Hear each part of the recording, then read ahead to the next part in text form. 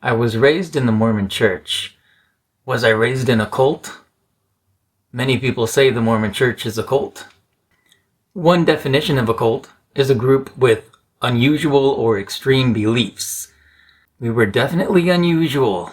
The Mormon or LDS church refers to itself and its members as a peculiar people. Peculiar, unusual, kind of synonymous. My life in some ways was even more unusual than many members because I was the youngest of 12 kids, homeschooled, lived in Michigan and Florida, and just had different experiences. The Mormon religion is a high-demand religion. It affects basically every aspect of your life. For me growing up, it was everyday language because we were a religious family. And this isn't like just a Mormon thing, but because we were a religious family, we didn't use naughty words. We never said but or crap or damn or hell. We used substitute words like gosh and dang and heck and frick. We prayed all the time. As a family every morning, we'd get together in the living room and all kneel down and say a prayer. And at night, we would all kneel together and say a prayer, a family prayer. We'd also pray at the beginning of each meal for a blessing on the food and for other things. Go to church and pray a bunch there. So lots of praying. The first time I felt like I got an answer to a prayer, I was around 4 years old. My family went to a beach and we were playing. I was across the street at the playground, but then I saw my family get into the van and drive down the road. And I got really scared. I was like, oh no, they left me and I don't know how to get home. So the thought popped in my head that I should say a prayer because that's what I was taught. So I went into the restroom, knelt down on the floor, and prayed that my family would come back and get me. When I finished the prayer, I had this sense of calm that it was going to be okay. I just went back out and played. My family came back, picked me up. My mom said that as they were going down the road, she had this feeling, where's Timmy? She looked in the back. I wasn't there. And they turned around. It was like a faith-promoting experience for me. My mom encouraged me to share that story in testimony meeting the next Sunday. So I did, but I felt embarrassed. All these old people in the congregation were smiling at me and I felt like they were laughing at me.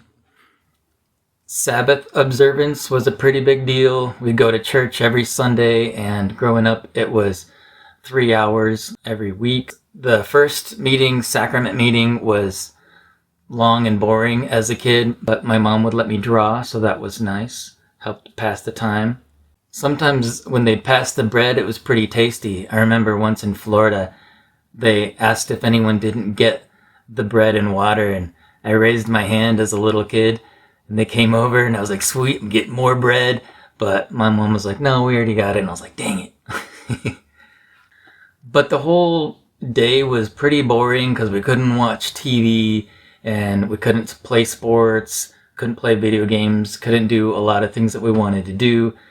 We'd go to church, then we'd have a family dinner. Lots of times we'd hang out around the piano and sing songs. Church songs, but also folk songs like Simon and Garfunkel or something. And that was kind of nice. Oh, we could play board games. So me and my siblings would play Monopoly and Aggravation, stuff like that. Try and pass the day away.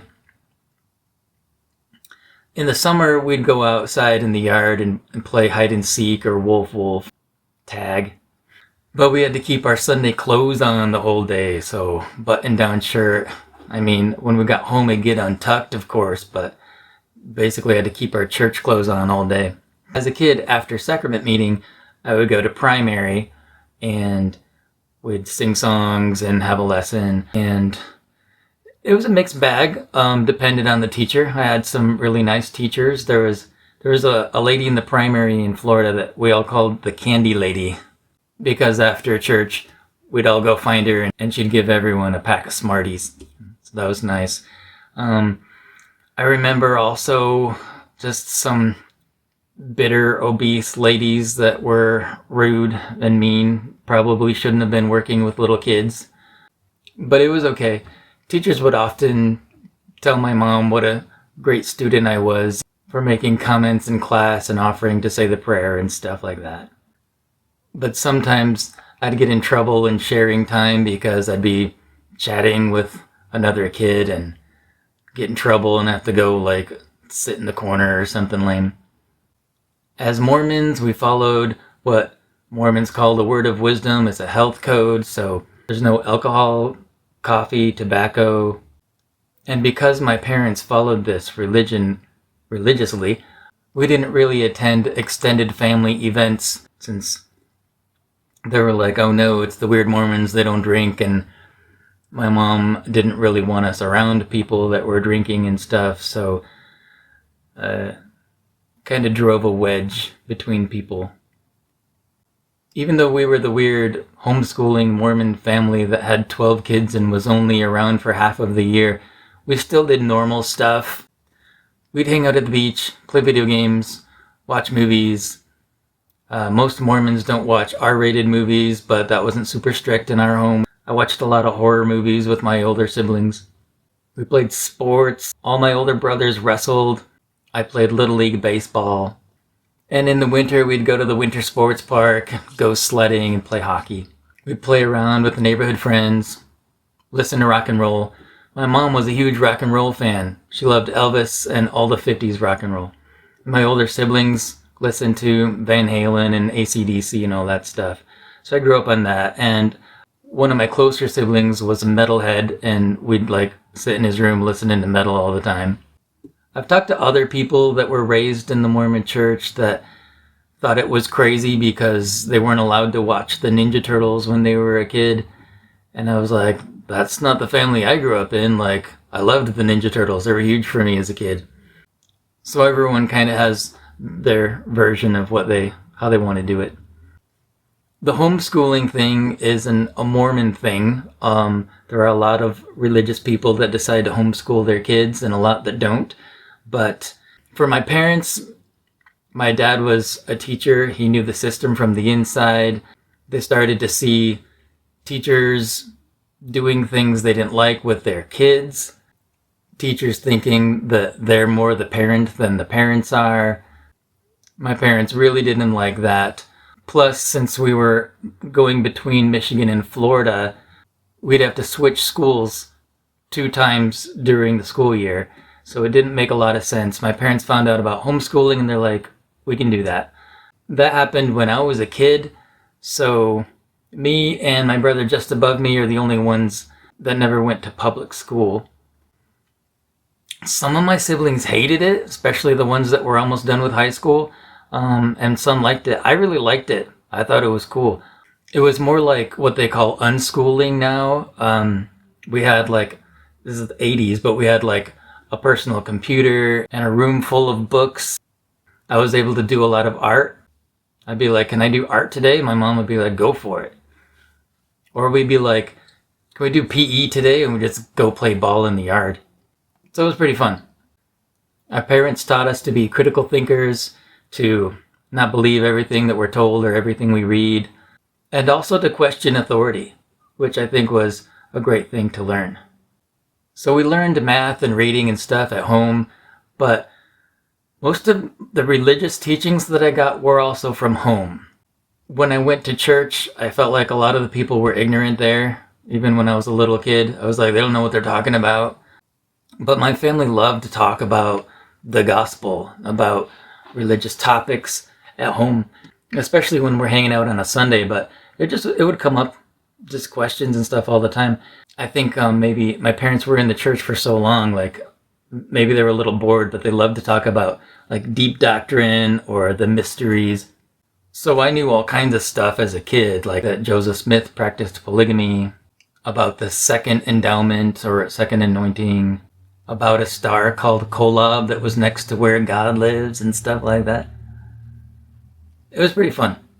But there's also kind of a dark side. The church is kind of like a fear-based religion in some ways. We talked about Mormon prophecies about Armageddon and the end of the world and how Missouri is going to be burned, but then we're all going to have to move there because that's where the new Zion is, and that's where all the saints or the Mormon members are going to move to for when Jesus comes again. And there was a really popular Mormon named Lynn Bryson that made these cassette tapes about his talks, and it was all about how rock music is evil.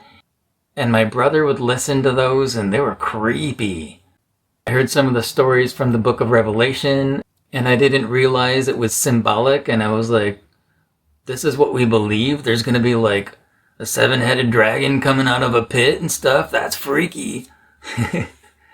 I had a brother that was always trying to come up with schemes on how to get rich, and he read this story in the Book of Mormon about this guy named Enos that prayed, and then God said he would give him whatever he wanted. And he's like, dude, we can pray, and then we'll pray like all night like Enos did, and then when God says I'll give you anything, we'll ask him for $1 million.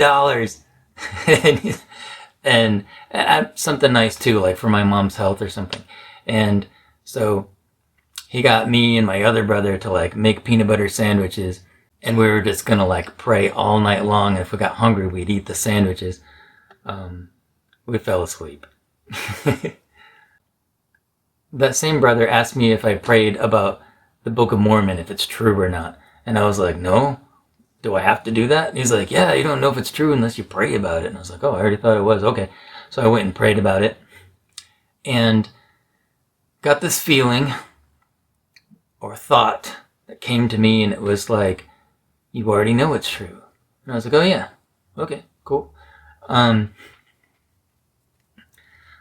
That's where I was at that time. I hadn't read the Book of Mormon, but I believed it was a good book. My parents taught me it was a good book. They taught me that the Mormon church was true. And my parents are good people. They loved me. They wouldn't lie to me. And I don't think they did lie to me. They believed it was true. As do even leaders high up in the church. Strongly believe that it's true. When I was 8 years old, I was able to get baptized. I remember we were planning it, and like the night before, my mom was like, are you sure you want to get baptized? And I was like, wait a minute, what? Like, I thought I was just gonna do it. But she's like, no, it's your decision. Do you feel like it's right? Is that what you want to do? I'm glad that she asked me that and made it my decision. I thought, yeah, that must be the right thing to do. So I had an interview with the bishop. It's kind of a simple dude, country guy, wore boots and stuff. And he was like, wow, you're an exceptional young man. And I think it's great that you're going to get baptized. My dad baptized me, as we do in the Mormon church, by immersion in the water, and also confirmed me a member of the church, and gave me the gift of the Holy Ghost. I didn't think it was weird. I thought it was normal and nice. I mean, we all accept the reality we're given, and my reality was Mormon church. This is how you do things, and it didn't seem weird. It seemed nice having my dad do that. The idea is that baptism washes away your sins. Mormons don't baptize you till you're at least 8 because kids can't really sin. I remember one of my brothers telling me to go hit some kid before my baptism because he's like, quick, do it, and then your sin will be washed away. That reminds me, I think the first time I felt like I sinned, like I felt like I had done something wrong, I was playing with my nieces and nephews. Being the youngest of 12, I had a bunch of nieces and nephews that were my age, so they're kind of more like cousins. But I was playing Legos with them. I was little, like 2, 3, and one of them kept taking my Legos, and I was getting so mad that I wanted to like hit him. Hitting was a big thing in my family. My brothers all wrestled and stuff. So I was like, hey, if you take another one of my pieces, I'm going to hit you. And they stopped taking my pieces, but I had it in my head. So I like kind of like handed a Lego over, and they took it and used it, and I was like, you used it, and punched him in the arm. And then I felt bad. That was the first time I felt like guilt or remorse, like, oh, I shouldn't have done that.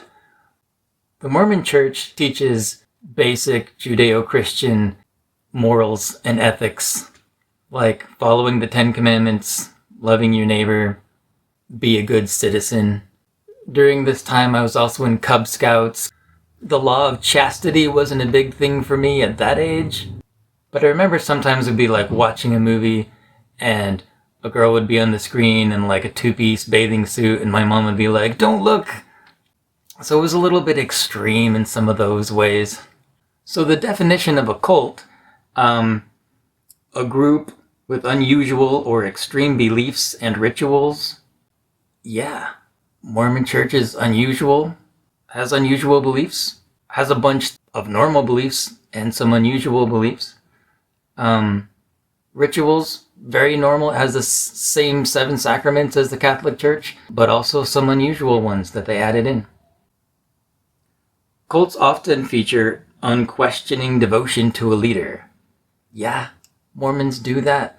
For Joseph Smith and whoever the current president of the church is, definitely taught to not question the authorities.